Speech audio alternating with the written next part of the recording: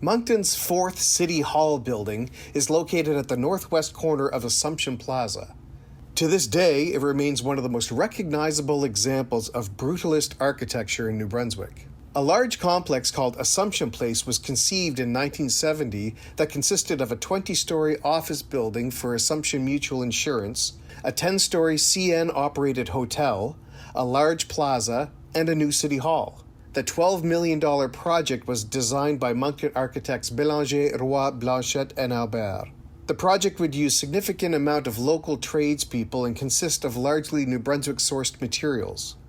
The unique design of the City Hall building was to be the showcase of the overall complex. The exterior of the building was constructed using prefabricated vertical concrete slabs. This not only created a modern look for the time, but also allowed for a relatively quick completion.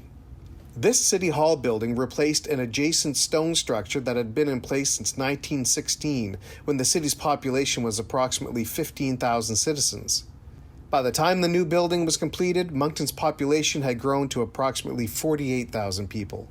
Architect Jacques Roy is credited with saving a large portion of the stones from the 1916 facade to be used as the new facade of the Moncton Museum a few years later.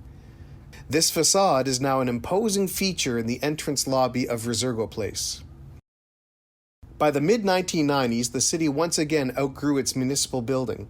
The current City Hall building opened its doors in 1996 at 655 Main Street, making it the fifth City Hall building in the city's history.